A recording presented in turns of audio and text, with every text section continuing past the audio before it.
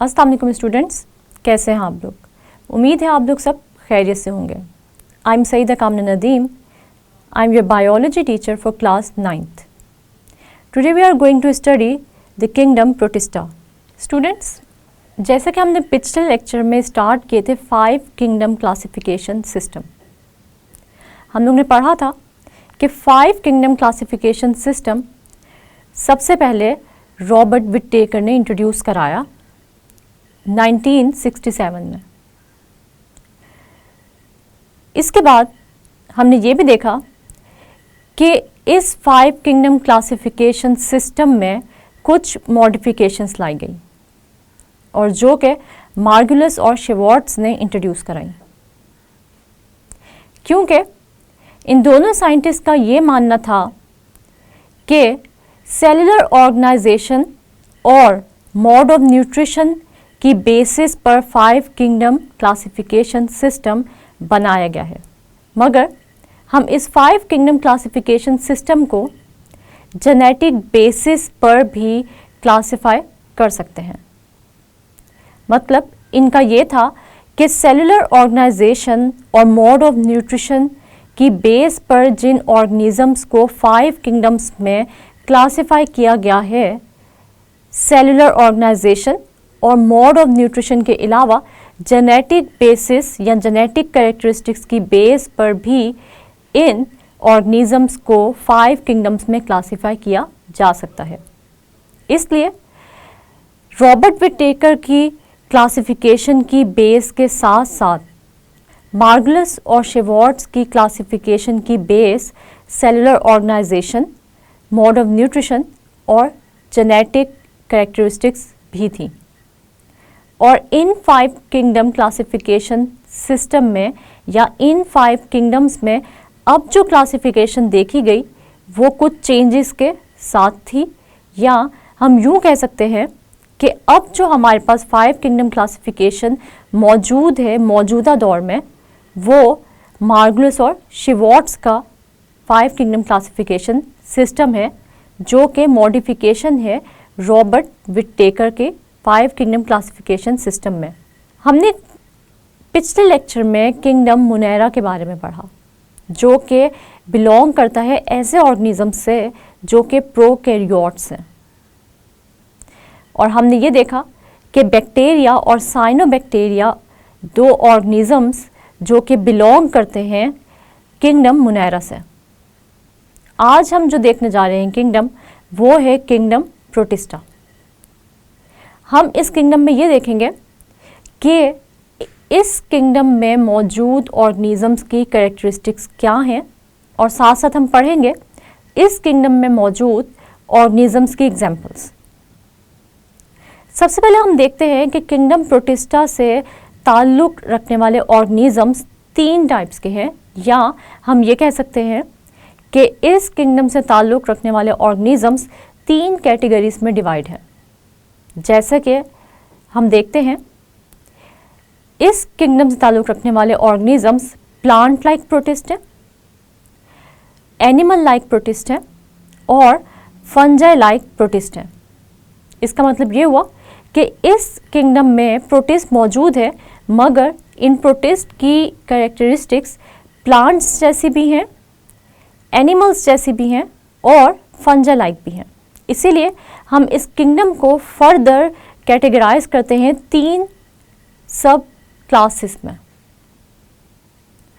जैसे कि मैंने आपको बताया, या हम यूँ कह सकते हैं कि हम इस किंगडम को क्लासिफाई कर लेते हैं 3 मेन ग्रुप्स में या 3 मेन टाइप्स में: plant like protist, animal like protist और फंजा लाइक प्रोटिस्ट। सबसे पहले मैं आपको किंगडम प्रोटिस्टा से ताल्लुक़ रखने वाले ऑर्गेनिजम्स की जनरल कैरेक्टरिस्टिक्स बताऊंगी, और उसके बाद फिर हम ये 3 जो ग्रुप्स या 3 टाइप्स हैं प्रोटिस्टा की या प्रोटिस्ट की, उनको स्टडी करेंगे। सबसे पहले हम देखते हैं कि किंगडम प्रोटिस्टा में ऐसे ऑर्गेनिजम्स मौजूद होते हैं या पाए जाते हैं जो कि यूनिसेलुलर होते हैं, यूकैरियोटिक होते हैं या सिंपल मल्टी सेलुलर होते हैं।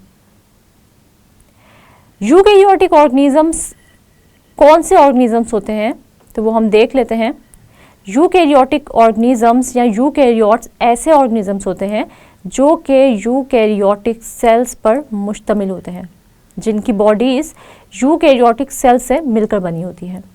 यूकैरियोटिक सेल्स क्या है, ये हमने पहले भी स्टडी किया है और मैं आपको जैसे पहले भी बता चुकी हूँ कि हमने यूकैरियोटिक सेल्स के बारे में अपने लेक्चर्स में बार बार रिपीट किया ताकि ये चीज़ आप लोगों के माइंड में अच्छे तरीके से बैठ जाए कि यूकैरियोटिक सेल्स ऐसे सेल्स होते हैं जिनमें वेल डिफाइंड न्यूक्लियस और मेम्ब्रेन बाउंडेड ऑर्गेनेल्स मौजूद होते हैं, यानी इनका जेनेटिक मटेरियल इनके न्यूक्लियस में प्रेजेंट होता है क्योंकि इनका न्यूक्लियस अच्छे तरीके से न्यूक्लियर मेम्ब्रेन से कवर होता है।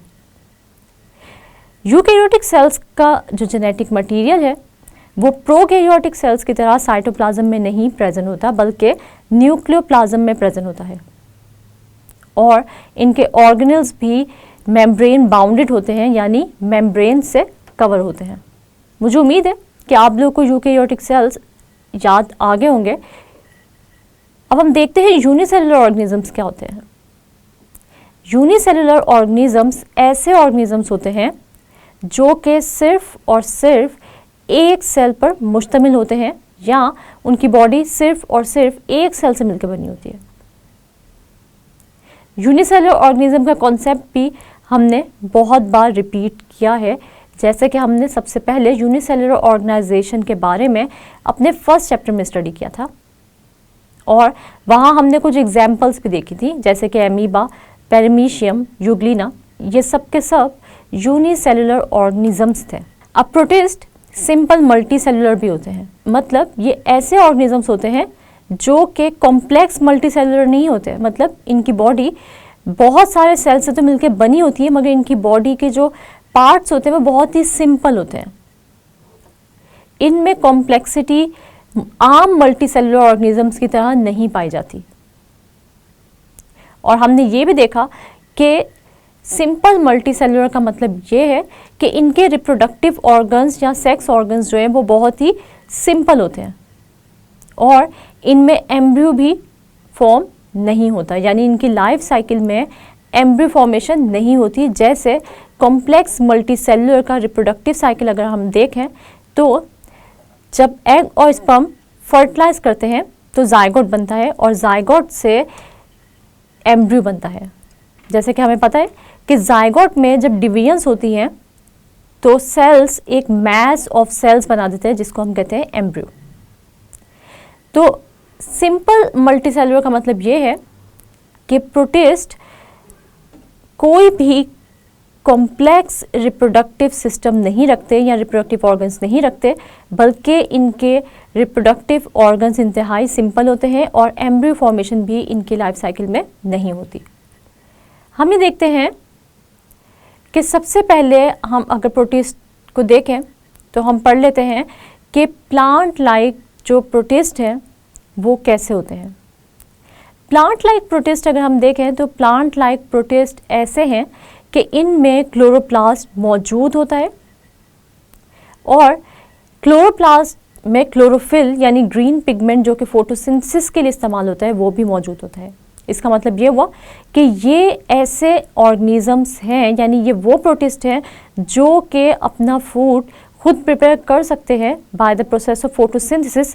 तो वो ऑर्गेनिजम्स जो कि अपना food by the process of photosynthesis खुद प्रिपेयर कर सकते हैं, या फिर हम यूँ कह सकते हैं कि वो ऑर्गेनिजम्स जो कि सिंपल इनऑर्गेनिक मटेरियल से अपना फूड खुद प्रिपेयर कर सकते हैं, तो उनको हम क्या कहते हैं, थोड़ा याद करें स्टूडेंट्स, हम उनको हेटेरोट्रॉफ्स कहते हैं या ऑटोट्रॉफ्स कहते हैं।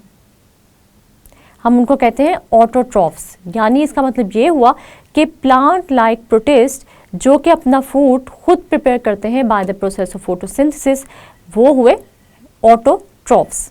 Plant like protist autotrophic in nature होते हैं। इसके अलावा हम ये देखते हैं कि प्लांट लाइक प्रोटिस्ट यूनिसेलुलर होते हैं, कॉलोनियल होते हैं, यानी इनके जो यूनिसेलुलर ऑर्गेनिजम्स हैं ये एक कॉलोनी की फॉर्म में भी इकट्ठे रह सकते हैं। जैसे कि हमने कॉलोनियल ऑर्गेनाइजेशन के बारे में पढ़ा था और हमने अपने पिछले लेक्चर में भी पढ़ा था कि मुनेरन्स या फिर बैक्टीरिया भी ऐसे ऑर्गेनिजम्स हैं जो कि कॉलोनियल ऑर्गेनाइजेशन में रह सकते हैं, मतलब इनके जो बैक्टीरियल सेल्स होंगे वो एक कॉलोनी की फॉर्म में भी रह सकते हैं। इसी तरह जिस तरह मुनेरन्स कॉलोनी की फॉर्म में रह सकते हैं इकट्ठा, वैसे ही ये जो प्लांट लाइक प्रोटिस्ट हैं ये भी कॉलोनीज की फॉर्म में एक जगह पर रह सकते हैं। लेकिन जैसे हमने पढ़ा था, जब भी कॉलोनियल ऑर्गेनाइजेशन होगी तो यूनिसेलुलर जो हमारे पास ऑर्गेनिजम्स प्रेजेंट होंगे वो अपना अपना काम करेंगे, उनमें डिवीजन ऑफ लेबर नहीं होगी, यानी वो एक दूसरे का काम नहीं करेंगे, हर सेल एक दूसरे से इंडिपेंडेंट होगा। वो कॉलोनी में इकट्ठे तो रह रहे हैं मगर एक दूसरे पर डिपेंड नहीं करेंगे फॉर द लेबर, यानी काम के वक्त वो सब अपना अपना काम यानी अपने अपने फंक्शन सब इंडिपेंडेंटली परफॉर्म करेंगे। इसी तरह जैसे हमने पढ़ा कि प्रोटिस्ट सिंपल मल्टीसेलुलर होते हैं, तो ये प्लांट लाइक प्रोटिस्ट जो है ये क्या है, सिंपल मल्टीसेलुलर है। इसका मतलब ये हुआ कि इनके रिप्रोडक्टिव ऑर्गन्स या इनके सेक्स ऑर्गन्स बहुत ही सिंपल होते हैं और इनमें एम्ब्रियोज भी फॉर्म नहीं होते अपनी लाइफ साइकिल में। फिर हम ये भी देखते हैं कि अगर हम इनका स्ट्रक्चर देखें, यानी प्लांट लाइक प्रोटिस्ट का स्ट्रक्चर देखें, तो हमें ये पता चलता है कि प्लांट लाइक प्रोटिस्ट में सेल वॉल प्रेजेंट होती है। मतलब इसका ये हुआ कि जिस तरह हम ये देखते हैं कि प्लांट्स के स्ट्रक्चर में आउटर मोस्ट जो लेयर होती है या मेम्ब्रेन होती है उसको हम कहते हैं सेल वॉल, और प्लांट में ये सेल वॉल किस केमिकल से बनी होती है या इसकी केमिकल कॉम्पोजिशन क्या होती है, तो ये सेलुलोज से बनी होती है।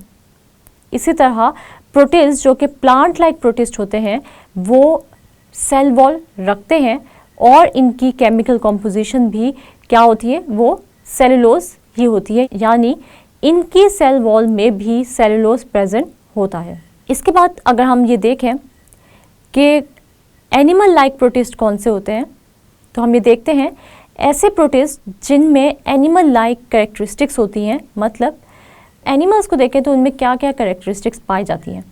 तो सबसे पहली बात ये है कि वो मूव कर सकते हैं, यानी लोकोमोट कर सकते हैं। इसी तरह अगर हम प्रोटिस्ट को देखें जो कि एनिमल लाइक होते हैं तो वो भी लोकोमोट कर सकते हैं, यानी वो भी मूवमेंट शो करते हैं। और जैसे हमने देखा एमीबा में कि एमीबा अपने ज़ूडोपोडिया से मूव करता है। इसी तरह हम देखते हैं कि पैरामीशियम हो या फिर यूग्लिना हो तो इनमें कुछ हेयर लाइक स्ट्रक्चर्स प्रेजेंट होते हैं, जैसा कि फ्लैजिला और सीलिया।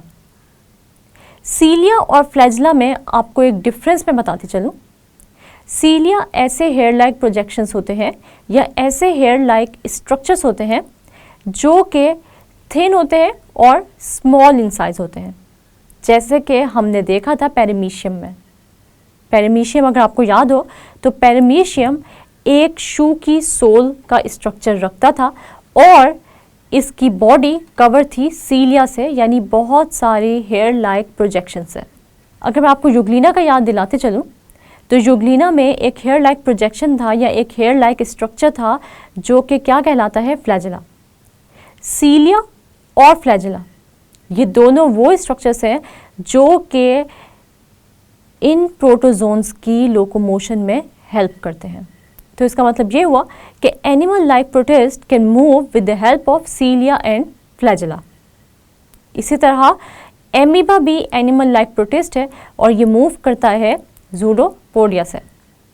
मतलब जहाँ पर या जिस डायरेक्शन में एमीबा ने मूव करना होगा उसका साइटोप्लाज्म भी उसी तरफ फ्लो करेगा और एक आउटर प्रोजेक्शन बनाएगा या एक फिंगर लाइक स्ट्रक्चर बनाएगा जिसे हम कहेंगे ज़ूडोपोडिया। हम देखते हैं कि एमीबा मूव करेगा इन ज़ूडोपोडिया की हेल्प से। इसके अलावा अगर हम ये देखें कि एनिमल लाइक प्रोटिस्ट के स्ट्रक्चर में क्या डिफरेंस है, तो हम ये देखते हैं कि जिस तरह एनिमल्स में सेल वॉल प्रेजेंट नहीं होती, इसी तरह एनिमल लाइक प्रोटिस्ट में भी सेल वॉल प्रेजेंट नहीं होती। जैसे कि हमने एमीबा, पैरामीशियम के ये वो प्रोटिस्ट हैं जिनमें outermost membrane cell membrane है। जिस तरह आम एनिमल्स में भी outermost membrane cell wall नहीं बल्कि सेल मेम्ब्रेन होती है। अगर हम एनिमल लाइक प्रोटिस्ट का मोड ऑफ न्यूट्रिशन देखें तो ये प्लांट लाइक प्रोटिस्ट से डिफरेंट होते हैं। क्यों? क्योंकि एनिमल लाइक प्रोटिस्ट में क्लोरोप्लास्ट मौजूद नहीं होता, और जब क्लोरोप्लास्ट मौजूद नहीं है तो इसका मतलब ये हुआ कि इनमें क्लोरोफिल भी मौजूद नहीं है।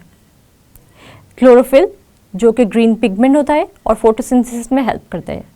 तो इसका मतलब ये हुआ कि एनिमल लाइक प्रोटिस्ट ऑटोट्रॉफ्स नहीं है बल्कि हेटेरोट्रॉफ्स है।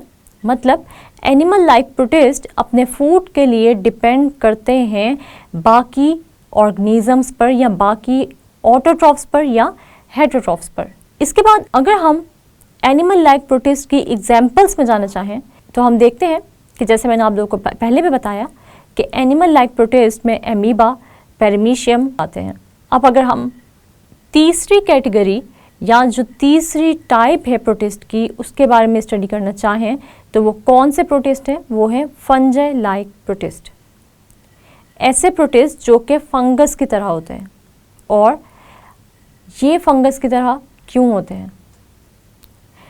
इनके स्ट्रक्चर्स में कौन सी वो चीज़ें हैं जो कि फंगस जैसी हैं, या इनका मोड ऑफ न्यूट्रिशन क्या है? क्या वो फंगस जैसा ही है?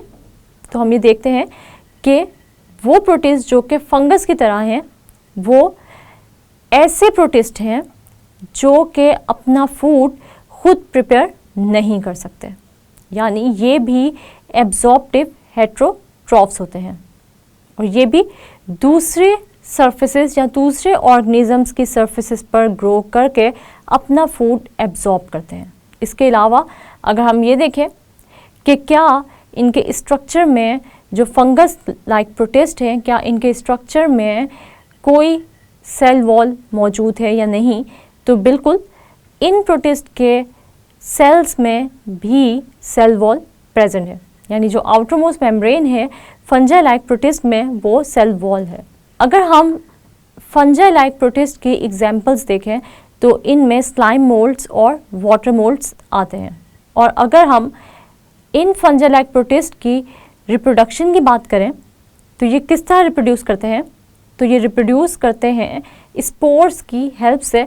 जिस तरह फंगस में भी हमने देखा कि स्पोर्स की मदद से रिप्रोडक्शन होती है, इसी तरह इन फंजाई लाइक प्रोटिस्ट में भी स्पोर्स की मदद से रिप्रोडक्शन होगी और ये अपनी नेक्स्ट जनरेशन स्पोर्स की मदद से ही प्रोड्यूस करेंगे। इसी तरह अगर हम प्लांट लाइक प्रोटिस्ट की बात करें कि उनमें रिप्रोडक्शन कैसे होती है, तो उनकी रिप्रोडक्शन ऑल्टरनेशन ऑफ जनरेशन पे मुश्तमिल होती है और ये plant like protist alternation of generation show करते हैं अपनी लाइफ साइकिल में। इसका मतलब ये हुआ कि इनकी लाइफ साइकिल का कुछ हिस्सा स्पोरोफाइट होता है यानी स्पोर प्रोड्यूसिंग होता है और बाकी हिस्सा इनका गैमेटोफाइट होता है, मतलब गैमीट्स फॉर्मेशन होती है इसमें या गैमीट्स प्रोडक्शन होती है। स्टूडेंट्स, उम्मीद है आप लोगों को किंगडम प्रोटिस्टा की अच्छे से समझ आ गई होगी, लेकिन इसके लिए मैं आप लोगों से एक छोटा सा क्विज लेती हूँ या आप लोगों से कुछ क्वेश्चंस करती हूँ जो एग्ज़ाम के पॉइंट ऑफ व्यू से बहुत ही इम्पॉर्टेंट है।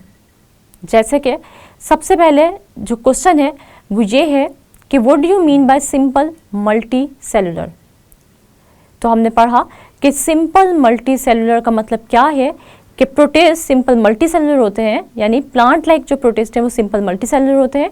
इसका मतलब ये है कि सिंपल मल्टी सेलुलर ऑर्गेनिजम्स या सिंपल मल्टी सेलुलर प्रोटिस्ट वो प्रोटिस्ट होते हैं जिनमें सिंपल सेक्स ऑर्गन्स या सिंपल रिप्रोडक्टिव ऑर्गन्स प्रेजेंट होते हैं और इनकी लाइफ साइकिल में एम्ब्रियो फॉर्मेशन नहीं होती।